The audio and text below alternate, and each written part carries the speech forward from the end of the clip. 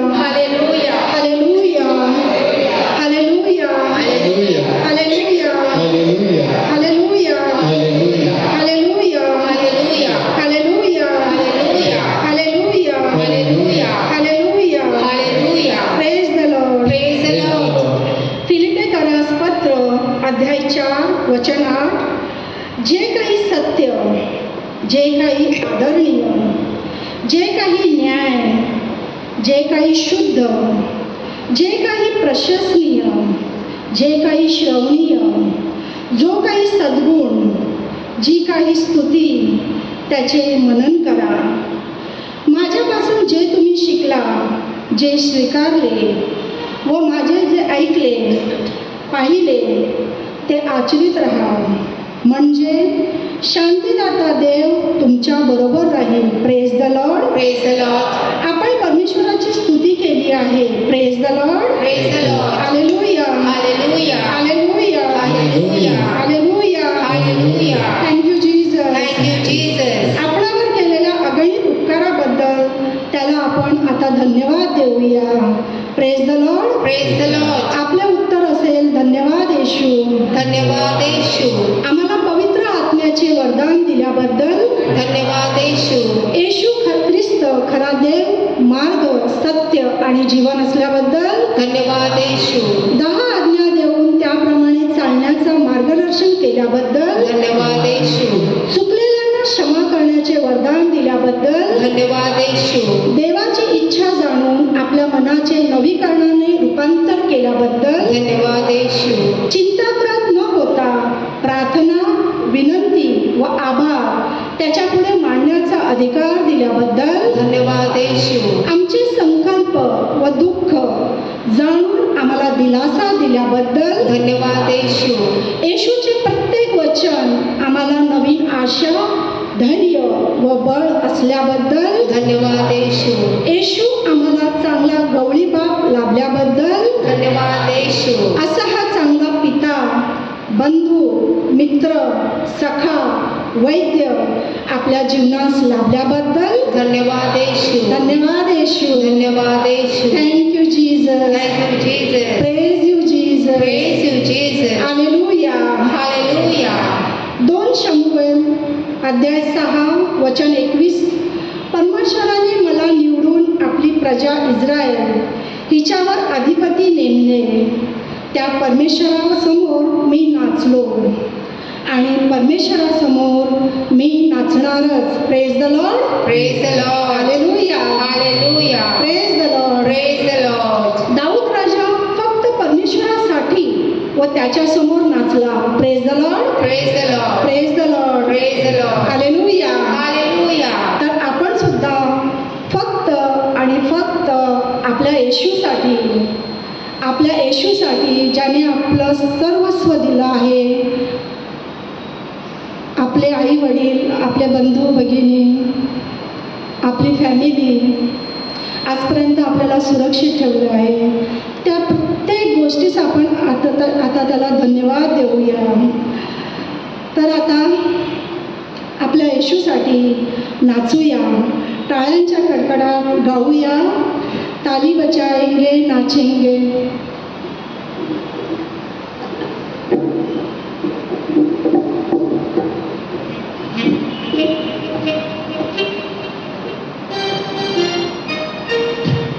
Praise the Lord. झोपलेत सर्व म्हणते. Praise the Lord. Praise the Lord. ते गाणं सर्वांना माहिती आहे, तर आपण प्रॅक्टिस डायरेक्ट घेणार आहोत. प्रॅक्टिस वगैरे काही घेणार नाही, डायरेक्ट शब्द त्याप्रमाणे आपल्याला त्याची ॲक्टिंग म्हणजे कृती करायची आहे.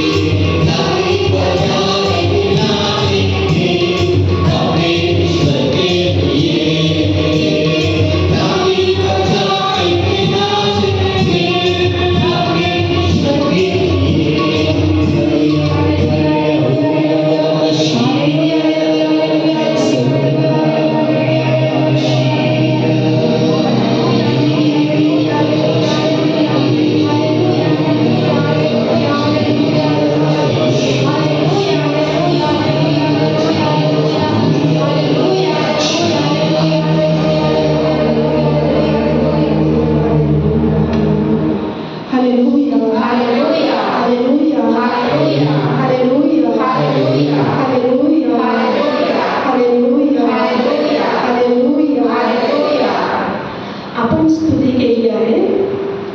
आपल्यावर केलेल्या प्रत्येक उपकारासाठी धन्यवाद दिले आहेत.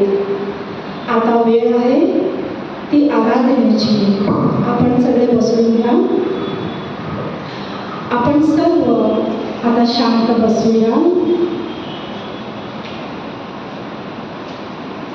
आज आपल्याला प्रत्येकाच्या नावाने येशूने बोलावले आहे. तर सगळे विचार, सगळ्या चिंता आपण बाहेरच ठेवूया आणि इथे फक्त येशूसाठी आणि येशूसाठी प्रयत्न करूया की फक्त आपलं शरीर नाही पण आपलं मन पण इथे उपस्थित असेल. Praise the Lord. Praise the Lord. आता आपण आपले तन व मन एकाग्र करूया. आपल्या हृदयाचे ठोके ऐकण्याचा प्रयत्न करूया.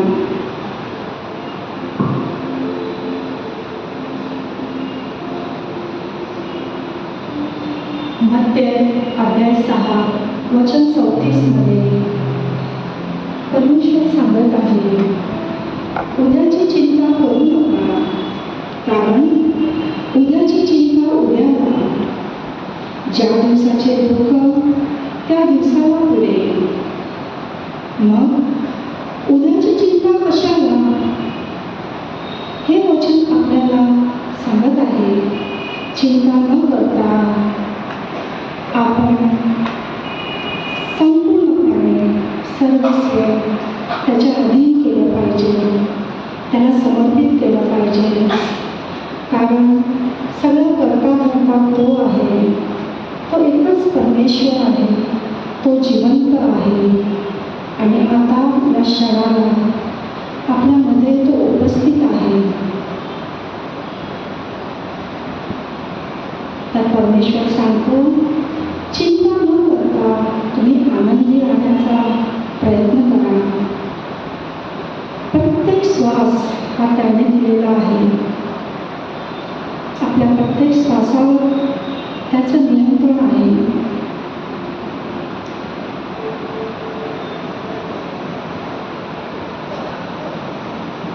तो आपला बाप, आपला भाऊ, आपला बंधू, आपला सखा सगळं काही त्याला माहीत आहे. त्याला सांगण्याची गरज नाही.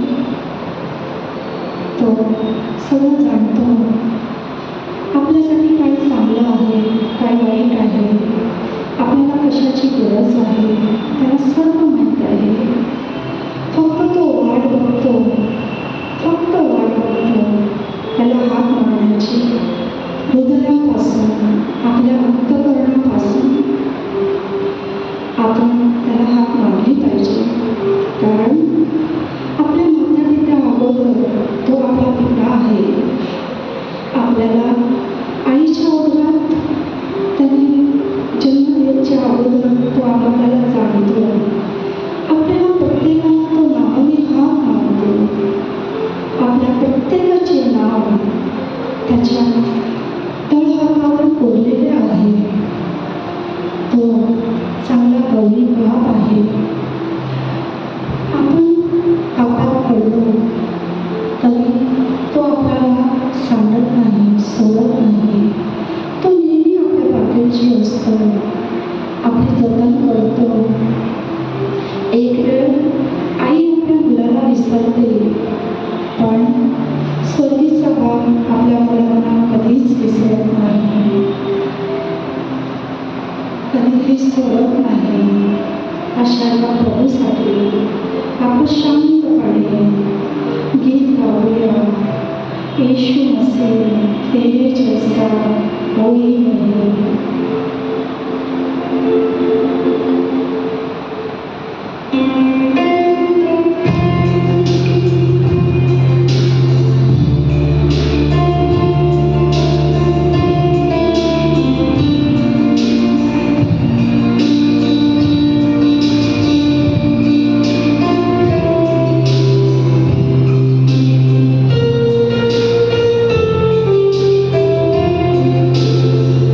ईशो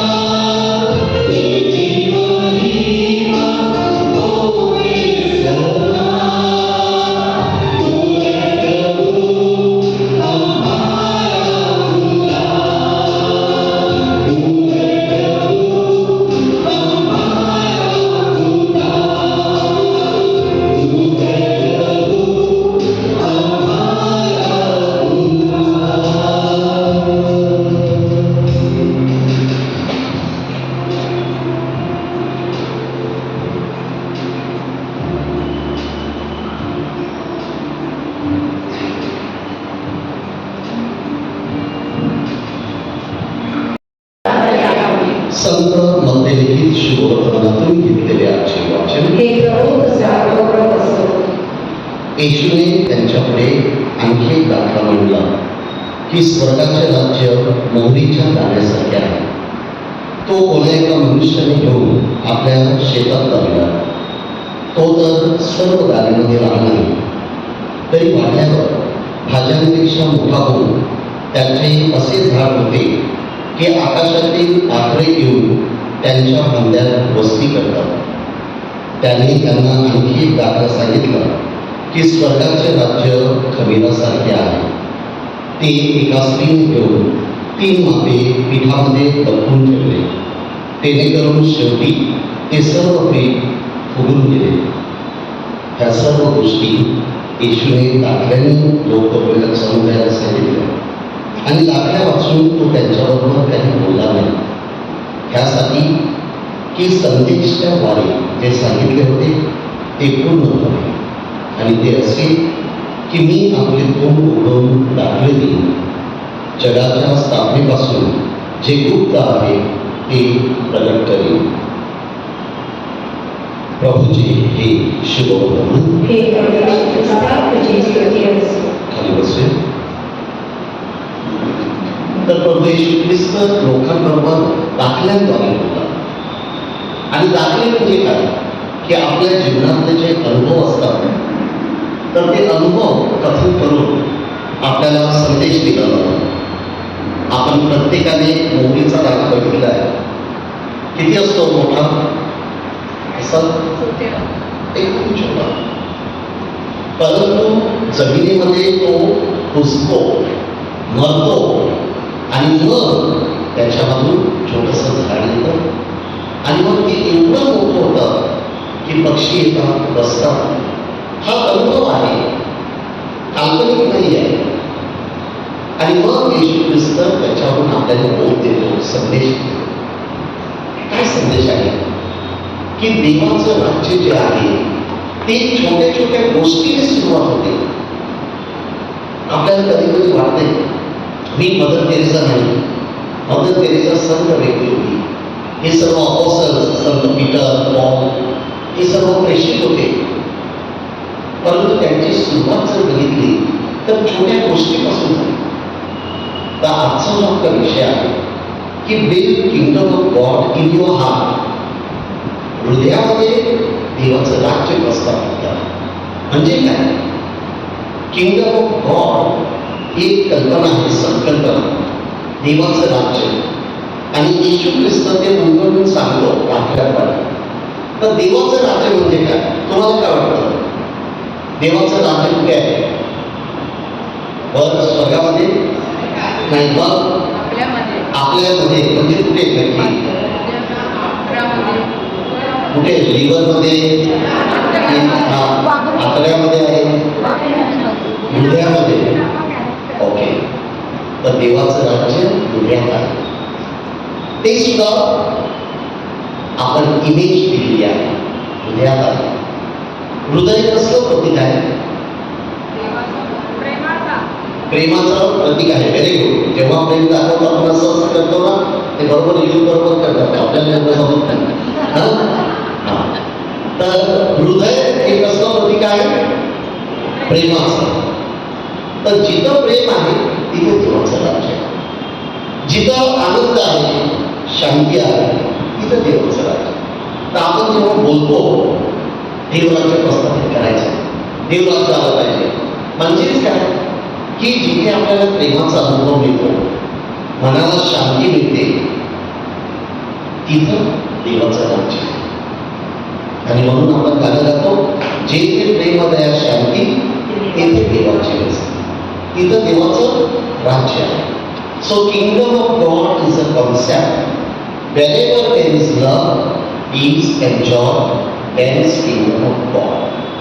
आणि म्हणून देवाचं राज्य प्रस्थापित करायचं म्हणजे काय करायचं? बोला, आता तुम्हीच उत्तर दिलं ना. देवाचं राज्य प्रस्थापित करायचं आहे आपल्या हृदयात, कुटुंबामध्ये, कामाच्या ठिकाणी, समाजामध्ये. म्हणजे काय करायचं आहे? प्रेम करायचं. ओके. पण ते आता युवक ना ती तुम्हाला गोष्ट सांगितलेली ना की पेप्सीची ॲड जेव्हा आलेली ॲडव्हर्टाईजमेंट ना, तर ती पेप्सीची बाटली अशी मध्ये ठेवलेली. एका बाजूने मुलगा येतो, तरुण मुलगा, त्याला ती पेप्सीची बॉटल पाहिजे. दुसऱ्या बाजूने तरुण मुलगी येते, तिला पण पेप्सीची बॉटल पाहिजे. मग तो मुलगा काय करतो, धावत धावत येतो आणि ती बाटली उचलण्याचा प्रयत्न करतो. मुलगी पण धावते. कॉम्पिटिशन ना, हे जग कसं आहे, स्पर्धेचं. Mind is right, first is winner, पहिला आला तो विजयी. तर तो मुलगा धावतो ती बाटली घेण्यासाठी, मुलगी पण धावते, त्यांच्यामध्ये स्पर्धा आहे.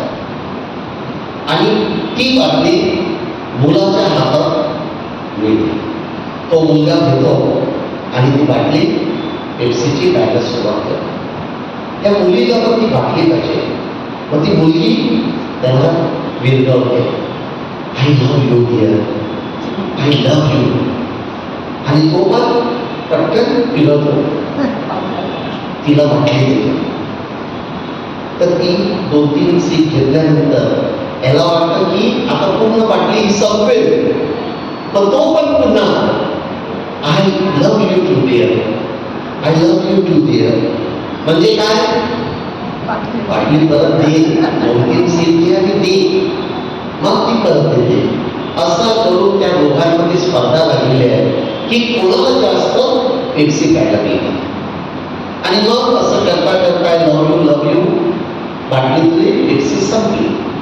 मग ती त्या मुलाला तिकडे ठेवली, तो त्याच्या वाटेने गेला, मुलगी तिच्या वाटेने गेली, प्रेम संपलं. हे प्रेम आहे. तर आपण आता सांगितलं देवाचं राज्य प्रस्थापित करायचं म्हणजे प्रेम करायचं. हे प्रेम आहे का? हा, परंतु आजकालच्या जगामध्ये असं चाललेलं आहे. आपल्याला काहीतरी हवं आहे आणि ते मिळण्यासाठी आपण नाटकं करतो. मी तुझ्यावर प्रेम करतो, मी तुझ्यासाठी तारे आली, मी तुझ्यासाठी नदी आली, असं सर्व सांगत बसतो. परंतु देवाचं राज्य जर आणायचं असेल तर त्याच्यामध्ये सॅक्रिफाईस आहे. सॅक्रिफाईस म्हणजे काय, त्याग करावा लागतो. आपल्या घरामध्ये समजा एखादी आजारी व्यक्ती आहे, त्या व्यक्तीवर जर खरोखर तुम्ही प्रेम करत असाल तर तुम्ही त्या व्यक्तीचं सेवा करणार. मला अजून आठवतं, माझे वडील ते वारले 2016. पण आमचे आजोबा त्यावेळेला 96 वर्षाचे होते आणि ते बेडमध्ये असायचे. तर त्यांचं सगळं त्या रूममध्ये असायचं, लग्नीपासून संध्यापासून सगळं रूममध्ये. आणि आमचे वडील, माझे वडील, ते तिथं त्याच्या रूममध्ये जायचे आणि सगळं करायचे. आणि मी लहान होतो, आम्ही सर्व असे नाक करायचे, कसं काय हा माणूस करतोय. पण माझ्या वडिलांचं त्याच्या वडिलांवरती प्रेम होतं म्हणून तो ती सेवा करू शकला. त्याच्यामध्ये त्याग आहे. त्याला तिथं जाणं, सर्व करणं त्याग असतं. आणि म्हणून जेव्हा जेव्हा आपल्याला देवाचं राज्य प्रस्थापित करायचं असेल तर तुम्हाला त्याग करावा, सेवा करावी लागेल.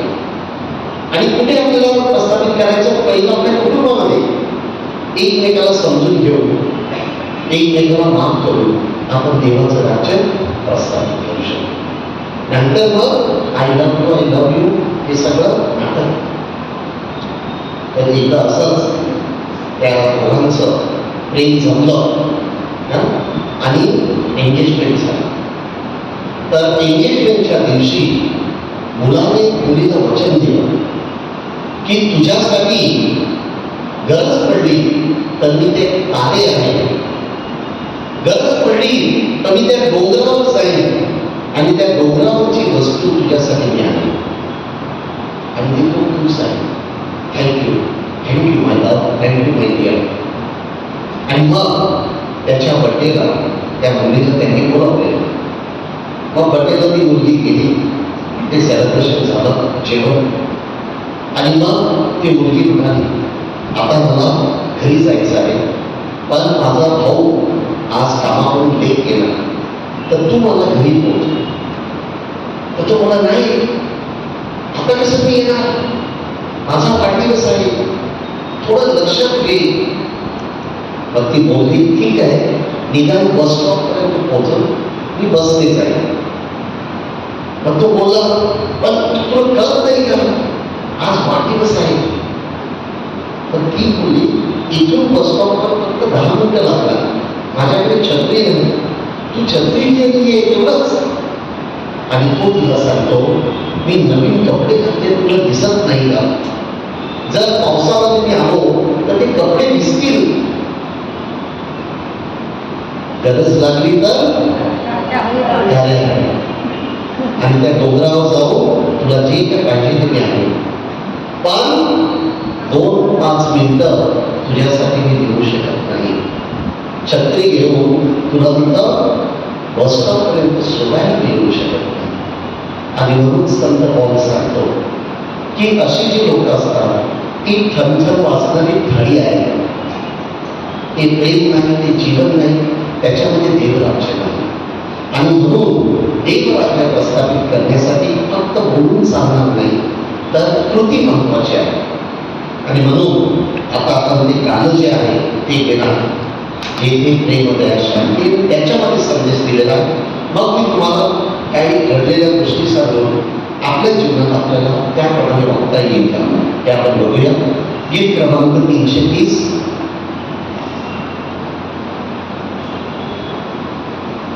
आणि शब्दावर थोडं लक्ष द्या.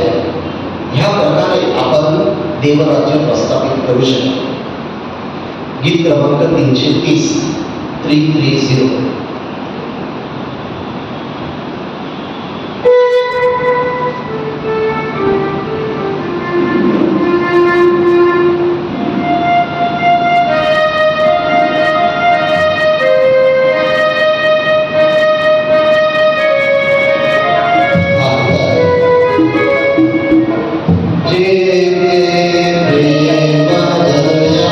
शांती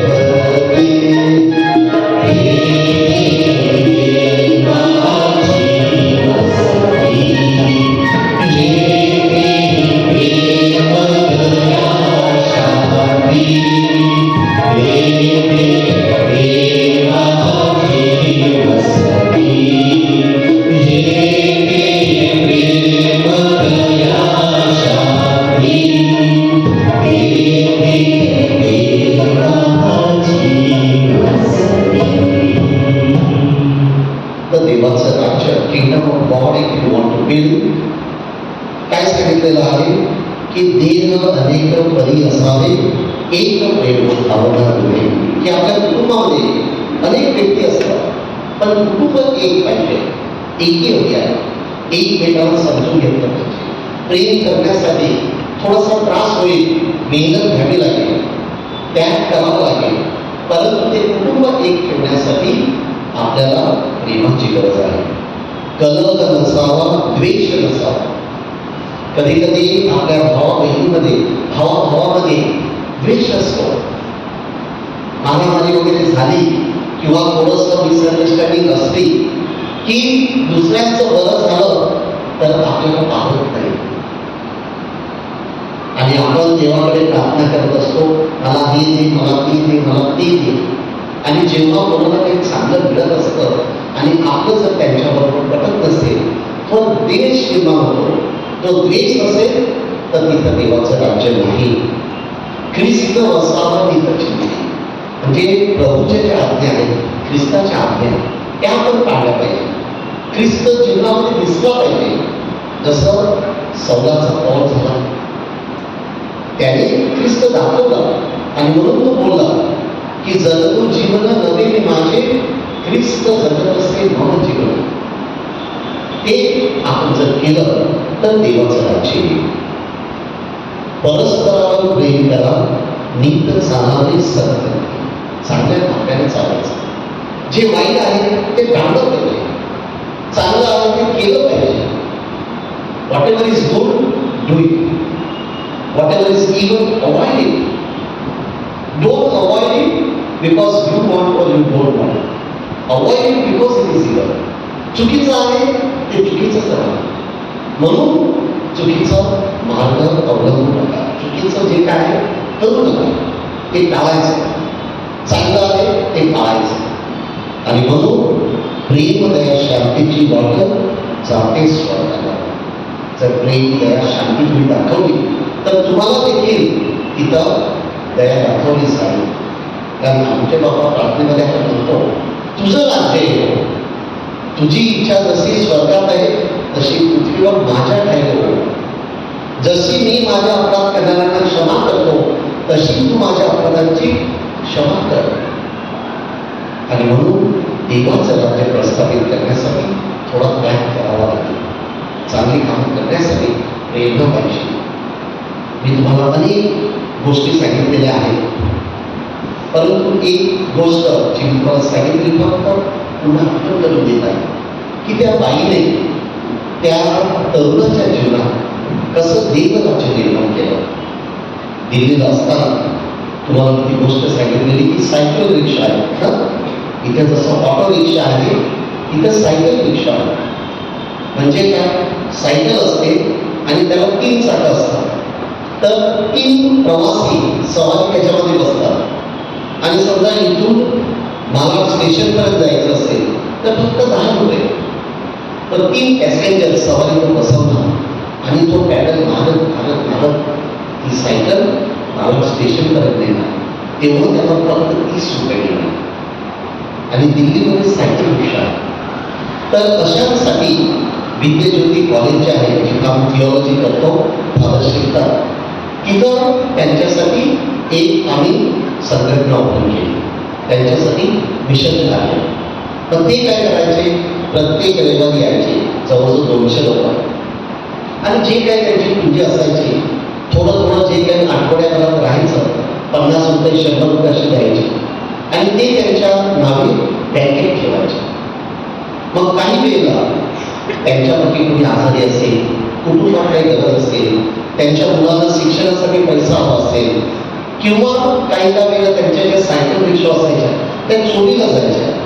पण नवीन सायकल रिक्षा आणायची असेल तर त्यावेळेला त्या सायकल रिक्षाची किंमत 12,000 होती. ते 12,000 कुठून आणणार? मग ह्याच्यावरूनच त्यांना लोन देत असतो. आणि तिकडे काही दानशूर व्यक्ती होते की जे ह्या लोकांसाठी पैसे द्यायचे आणि ते पैसे बँकेत ठेवायचे. आणि जर का कोणाला खरोखर गरज असेल तर ती संघटना एकत्र येऊन तिथं निर्णय घ्यायची की ह्या माणसाला आपण सायकल देऊया, 50% सबसिडी, 50% त्यांनी भरायची. तर असं मिशन कार्य सुरू असताना एकदा एका सायकल रिक्षावाल्याला आजारी असल्यामुळे हॉस्पिटलमध्ये नेलेलं आणि मग आम्हाला त्याच्या मित्राने निरोप पाठवला की हा हॉस्पिटलमध्ये आहे आणि त्याचं ऑपरेशन आहे आणि म्हणून त्याला ब्लडची गरज आहे, रक्त पाहिजे आहे. तर आम्ही रक्त देण्यासाठी 4 जण गेलो. मी पण त्यांच्याबरोबर होतो. तिथं गेल्यानंतर पहिलं आम्ही त्या पेशंटचं नाव सांगितलं आणि त्यांनी सांगितलं हो त्याला रक्ताची गरज आहे, तुम्ही डोनेट करा, ते रक्त त्याला दिलं जाईल. आम्ही डोनेट केलं आणि रक्तदान केल्यानंतर आपल्याला फ्री ब्रेकफास्ट मिळतो, माहिती आहे ना, चहा कॉफी बिस्किट ते देतात. मग ते घेतल्यानंतर आम्ही पेशंटला भेटायला गेलो. तर आम्ही त्याला पाहिलं, तो आमच्याकडे बघून स्मित हास्य देऊन सांगत होता आणि त्याच्या बाजूला त्याची आई, ही माझी आई असा तो बोलला. आणि आमच्या 4 जणांमध्ये जो त्यांचा इन्चार्ज होता त्याने आम्हाला हळून सांगितलं की ती त्याची आई नाही. आम्हाला प्रश्न होता की हा सांगतो ही माझी आई आणि आमचे ब्रदर सांगतात की त्याची आई नाही, मग काय गडबड आहे. मग आम्ही त्याला सांगितल्यानंतर त्याला प्रार्थना केली, शुभेच्छा दिल्या, बाहेर आलो. पण ती बाई आमच्या मागोमाग आली आणि ती बोलली माझ्या मुलासाठी तुम्ही रक्त दिलेला आहे, तो खूप ठेवा, तर तुमच्यासाठी मी जाऊन फ्रुटी आणली. तर आम्ही तिला सांगितलं की आम्हाला फ्री ब्रेकफास्ट घ्यायला, तर तुला फ्रुटी आणण्याची गरज नाही. तर ती बाई म्हणत नाही मी आणणारच, तुम्ही थांबा. मग आम्ही तिकडे थांबलो आणि ती जेव्हा फ्रुटी आणायला गेली तेव्हा आम्ही या ब्रदरला विचारलं की तू सांगतो की त्याची आई नाही आणि तो सांगतो त्याची आई. तर ते बोलले की ती आल्यानंतर तुम्हीच विचारा. मग ती फ्रुटी घेऊन आली आणि आमच्यापैकी एकाने विचारलं गेला की तुम्ही त्याची आई का. आणि ती बोलली हो आणि नाही. आता पुन्हा प्रश्न पडला, हो पण आणि नाही कसं. तर मग तिने आम्हाला ते सर्व समजावून सांगितलं. ती म्हणाली की हा जो सायकल रिक्षावाला आहे हा 1 दिवस सायकल घेऊन आमच्या तिथं आलेला आणि मला रेल्वे स्टेशनला जायचं होतं म्हणून त्याच्या सायकल रिक्षामध्ये बसली आणि जेव्हा तो तिथे पोहोचला ठाम जायला, तर ती बोलली की मला त्याची खूप दया आली आणि मी त्याला जास्त पैसे दिले आणि त्याला विचारलं की तू हे काम करतोयस, म्हणून लवकर. तर तो बोलला माझा नाईलाज आहे, मी काय करू. मग तो बोलला की तुझी फॅमिली कुठे आहे. तो बोलला माझं या दुनियामध्ये कोणच नाही, मी अनाथ मुलगा आहे. मग तू राहतो कुठेस. मग त्याने एक जागा दाखवली तिथं ब्रिजच्या खाली आणि तिथे भरपूर पाणी आणि मच्छर. पण तिने सांगितलं तिथं कसं काय झोपू शकतो तू. पण मी काय करू, नाईलाज आहे. मग तिला दया आली. तिने आपला ॲड्रेस त्याला दिला आणि त्याला सांगितलं की तू संध्याकाळी आमच्या घरी ये. आणि तिला 3 मुलं होती, 2 मुलं आणि 1 मुलगी. मग हा मुलगा तरुण मुलगा जेव्हा तिच्या घरी गेला तेव्हा तिची मुलं 2 मुलं आणि मुलगी तिकडे होती. तर तिने त्यांना सांगितलं की एक मुलगा असा येला, तो आजपासून तुमचा भाऊ आहे आणि त्यांनी सुद्धा स्वीकारलं. आणि त्या दिवसापासून हा मुलगा त्यांच्या घरी राहिला आणि तिने त्याला स्वतःचा मुलगा केला आणि तो सुद्धा तिला आई झाला. पण दुर्दैवाने त्याची एक किडनी खराब झाली आणि म्हणून डॉक्टरने सांगितलं की किडनी जर नाही दिली तर हा मरणार, कारण दोन्ही किडन्या फेल झाल्या. पुन्हा प्रश्न आला किडनी कोण देणार. आणि आपल्या सर्वांना माहिती आहे असं मिळत नाही आणि किडनी त्यामध्ये मॅच व्हायला लागते.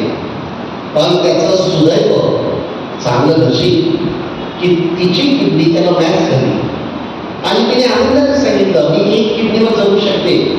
आपल्या सर्वांना माहिती आहे ना आपल्याकडे 2 किडन्या आहेत, एका किडनीवर आपण व्यवस्थित जगू शकतो, काहीच प्रॉब्लेम नसतो. परंतु जर एखादी किडनी खराब झाली असेल तर आपल्याकडेच एक आहे ती तुम्ही देऊ नाही शकत. पण 2 किडन्या आहेत आणि दोन्ही मोठ्या आहेत, 1 किडनी आपण दान करू शकतो. तर तिने तिच्या स्वतःची किडनी यांना दान केली आणि आता रक्ताची गरज होती म्हणून तिने आमच्या ब्रदरांना कळवलं की तुम्ही रक्त द्यायचं. म्हणून ती बोलली मी याची आई आहे आणि नाही, म्हणजे ती त्याची खरी आई नाही, पण तिने त्याला मुलगा मानलेला आणि तो सुद्धा तिला आई मानतो. तिनं त्या मुलाच्या जीवनामध्ये देवराज्य स्थापन केलेलं आहे, त्याला आनंद दिलेला आहे, त्याला प्रेम दिलेलं आहे आणि त्या प्रेमाची पोच पावती म्हणून आता कृतीमध्ये त्याला किडनी दिलेली आहे. आपण असं काही करू शकतो का?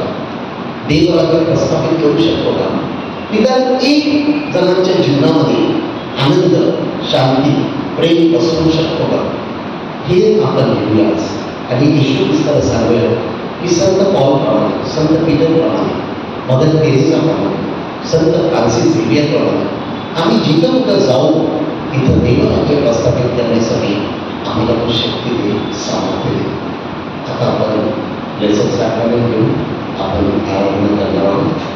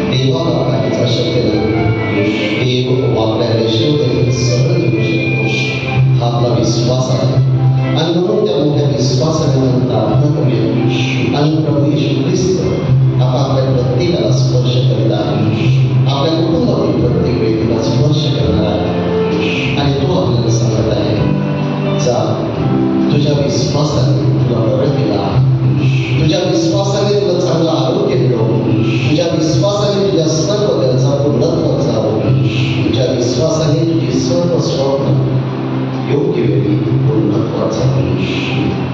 हे प्रभू येशू ख्रिस्त, देवाचं राज्य प्रस्थापित करण्यासाठी तू आलास आणि ते राज्य प्रेमाचं होतं, दयेचं होतं, शांतीचं होतं, क्षमेचं होतं.